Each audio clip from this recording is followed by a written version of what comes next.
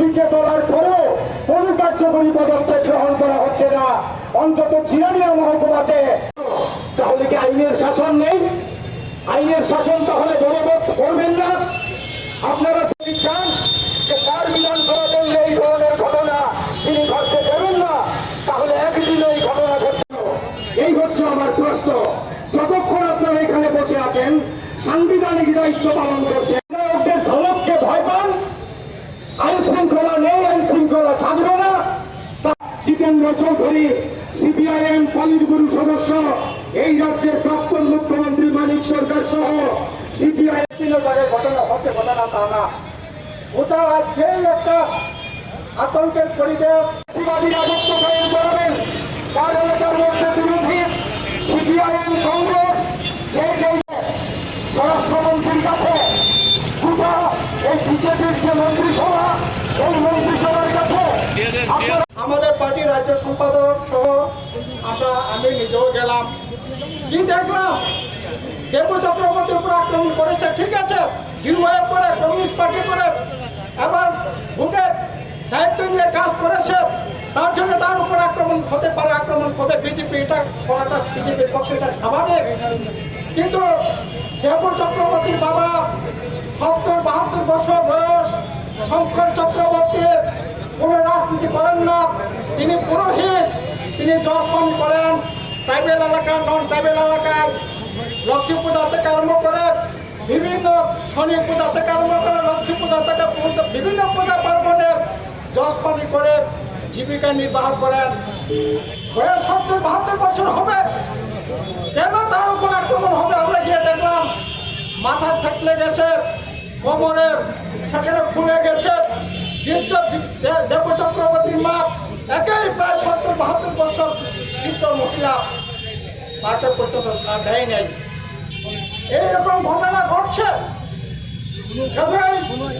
এই যে ভয়ঙ্কর অবস্থা গোটা রাজ্যের মধ্যে, এখন যারা নেশা কারবারে, যারা সন্ত্রাসে, যারা আক্রমণকারী, যারা দুর্বৃত্ত, তারা এখন মনে করে এই সরকারটা আমাদের, তারা মনে করে সরকারটা আমাদের, আমরা যা খুঁজে তা করবো, সরকার আমাদের কিছু করবে না।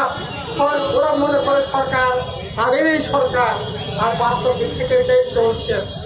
আচ্ছা বলেন তো, আমাদের রাজ্য কত বড় রাজ্য? এটা গত কিছুদিন আগে গ্রাউন্ড রিপোর্ট বেরিয়েছে, ওই উত্তরপ্রদেশে কত লোক সংখ্যা, প্রায় ২০-২১ কোটি লোক সংখ্যা, পশ্চিমবাংলায় ১২ কোটি লোক সংখ্যা। গোটা দেশের মধ্যে ক্রাইম রিপোর্টের জনসংখ্যার হারে যদি বিচার করে ত্রিপুরা হচ্ছে ১ নম্বর। গোটা ভারতবর্ষে ওই ক্রাইম রিপোর্ট সেখানে হচ্ছে আমাদের ত্রিপুরায় যে ৫৫ স্থানে ৫ নম্বরে। কোথায় নিয়ে যাচ্ছে? কোথায় নিয়ে যাচ্ছে? ওই নেশার যে দূরত্ব গোটা দেশের মধ্যে ৩৬ জনের পর আমাদের রাজ্য হচ্ছে ২ নম্বরে। এরকম তো হওয়ার কথা ছিল না। নেশা বিরোধীর কথা বলেছেন, এত কিছু বলার পর এই ভয়ঙ্কর পরিস্থিতি কেন হবে? এরকম তো নয়। এখন এগুলি করবার পিছনে কি কারণ থাকতে পারে? আরে ভোটে তো জিতেছেন, গোটা দেশের মধ্যে এই পশ্চিম ত্রিপুরা লোকসভা কেন্দ্র বিরুদ্ধে জিতেছে, ১ নম্বর জিতেছে নোটার বিরুদ্ধে। মধ্যপ্রদেশের ৭৮% ভোটে জিতেছে নোটার বিরুদ্ধে লড়াই করে। সেকেন্ড জিতেছে ৭৬%, তাও মধ্যপ্রদেশে। আর ত্রিপুরায় গোটা দেশের মধ্যে ত্রিপুরার বিপ্লবদের ৭৩% ভোট পেয়ে সেখানে ৩ নম্বর, তৃতীয় স্থান অধিকার করেছে। ১৯৫২ সালের পর দশরা দেবের চাইতে, বীরেন দত্তের চাইতে জনপ্রিয় ছিল কোনোদিন বিপ্লবদের। আর এই বিপ্লবদের ৭৩% ভোট পেয়ে জিতে, কি করে জিতে? ডাকাতি করে জিতেছে। এজেন্ট বসতে দেয়নি, এজেন্ট বসেছে জোর করে তুলে দিয়েছে। এরপরেও ৬০ টাকা আক্রমণ করতে হবে, বাড়িঘর ভাঙচুর করতে হবে। এই অবস্থা বেশি দিন চলতে পারে না। একদিকে এই জুলুম রাজ চলছে, আবার অপর দিকে ঠকাই রাজ চলছে, ঠকবাজের রাজত্ব চলছে। ওই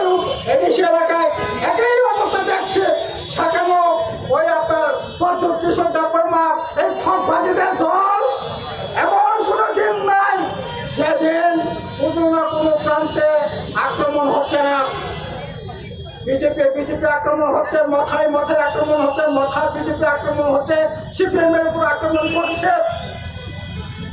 আর এডিসি এলাকার রাজ্যটাকে সরকার বানিয়ে ছাড়ছে। এই যে গত কিছুদিন আগে ঠকবাজি কারখানা দেখছেন তো, 110টা চাকরি সেখানে নেবে, 27,000-এর উপর ইন্টারভিউ হবে। কি করে প্রশ্নপত্র পাস হলো? বিচার হলো? কারা অ্যারেস্ট হয়েছে? ওই বাংলাতে একটা কর্পোরেট একটা প্রবাদ আছে, বললেন নি, মাইন খন্ডাই মান দেখলে গুন্ডা খন্ডাই মান দেবো। মানে কারো যে চুরি করে সে ধরা পড়ে না, ওই চারের যে সুফল যে চুরি করে সে ধরা পড়েছে।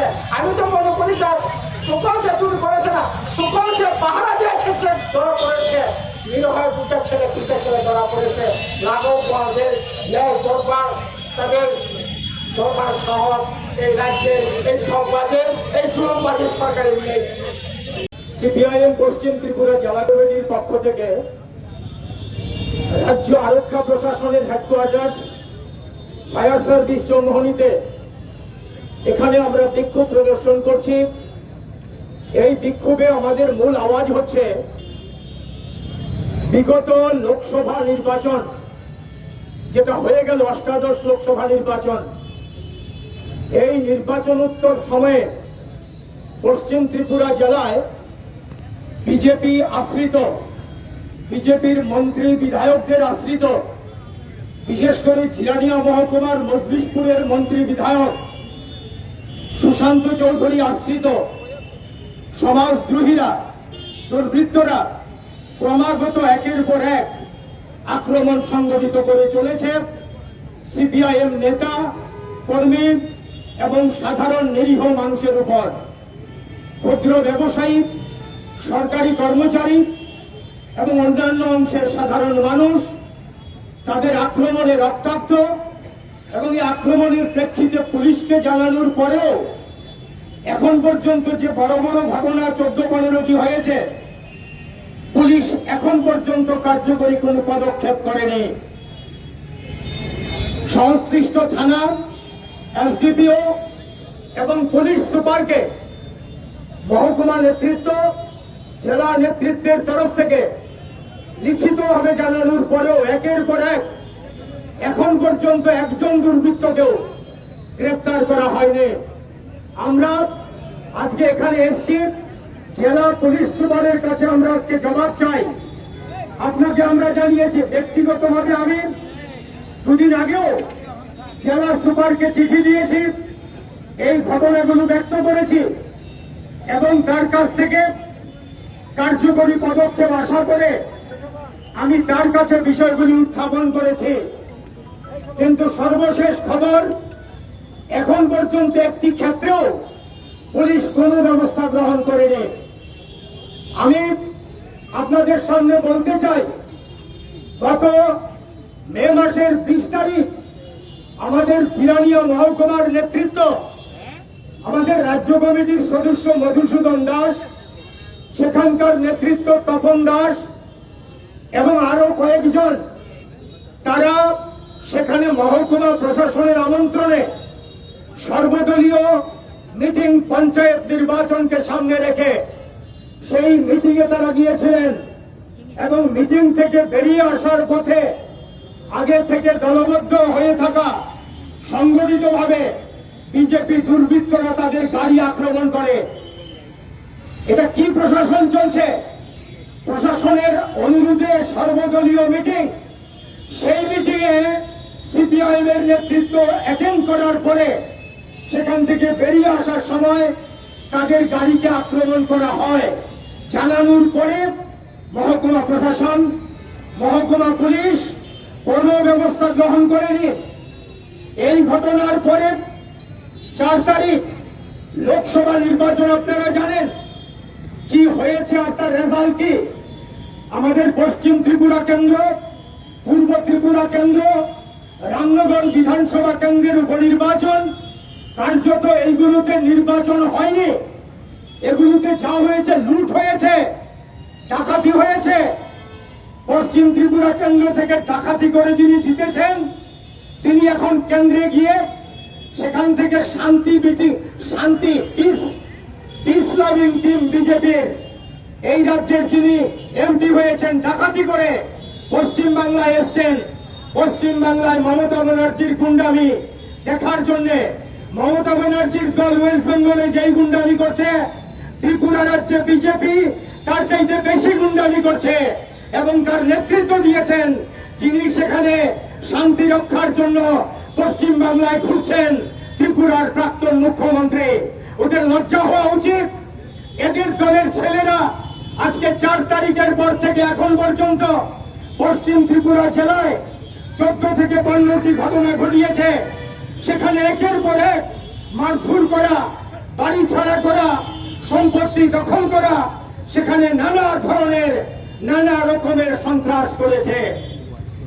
আমি যেটা বলবো, এই যে চিরানিয়া মহকুমা, আমরা আজকে বলছি না, আমরা গত 6 বছর ধরে বলছি, চিরানিয়া মহকুমার মজলিশপুরে সেখানকার বিধায়ক মন্ত্রী সুশান্ত চৌধুরী, এটা সবাই জানে, আমরা আগেও বলেছি, তার আশ্রিত তার জন্য ভোট লুণ্ঠনে কাজ করেছে অহোরাত্র যারা চিহ্নিত সমাজদ্রোহী, তারা আক্রমণ করছে দিনের পর দিন।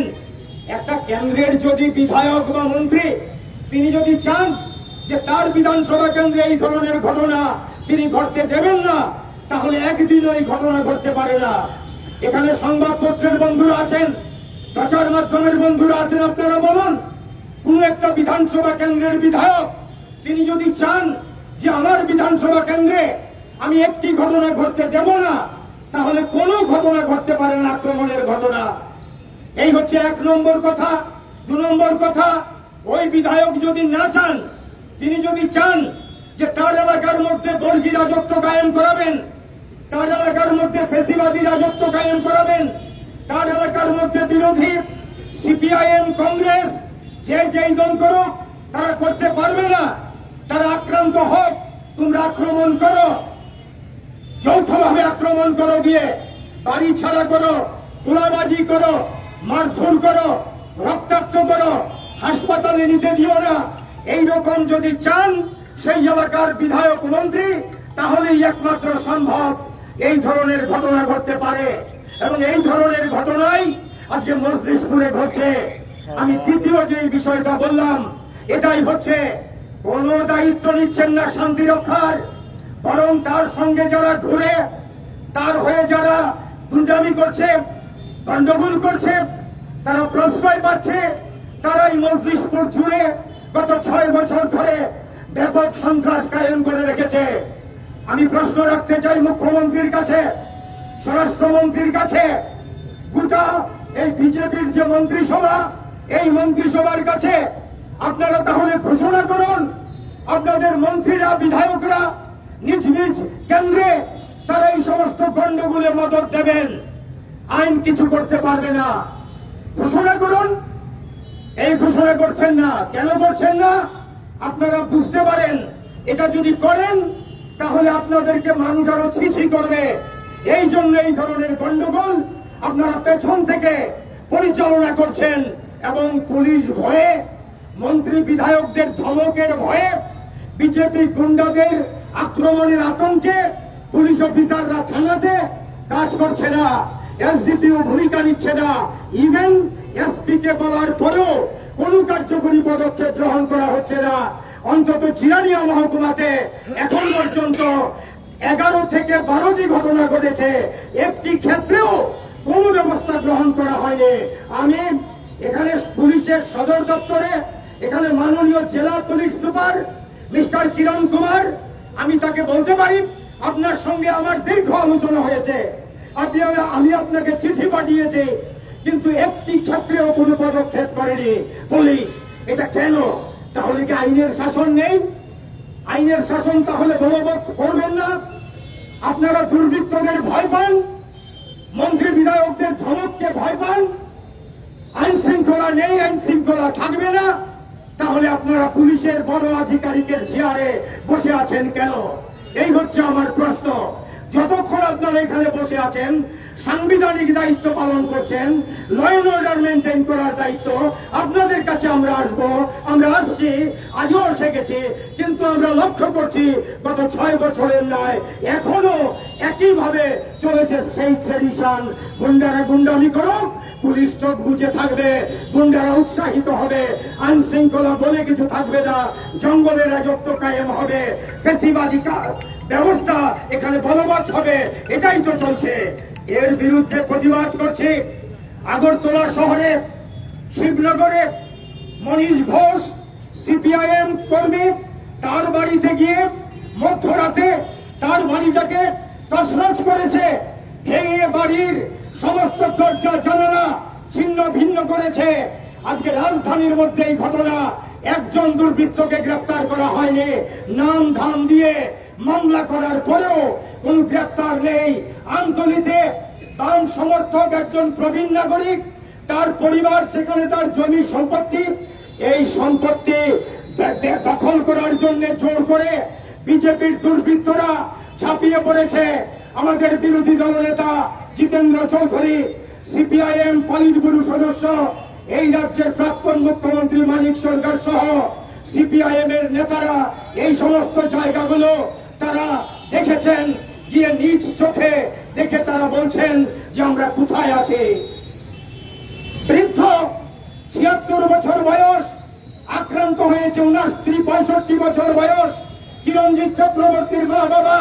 চম্পকনগরে চিরঞ্জিতকে মেরেছে আমাদের ডিওএফআই এর নেতা এবং তার মা বাবাকে মেরেছে। একইভাবে আমতলীর বৈষ্ণব জেলাতে আক্রান্ত হয়েছেন বয়োবৃদ্ধ মানুষ, তার উপর আক্রমণ করেছে, তাদের জীবনের উপরে হুমকি দেওয়া হচ্ছে। তাছাড়া পশ্চিম ত্রিপুরা জেলার বিভিন্ন জায়গার মধ্যে আক্রমণ চলছে।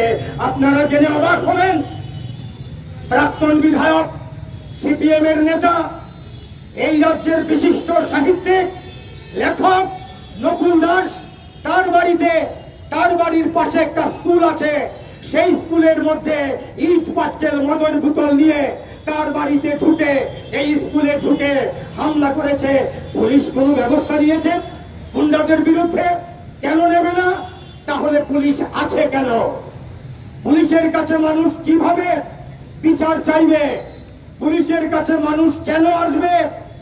পুলিশ তো মানুষকে রক্ষা করার জন্য।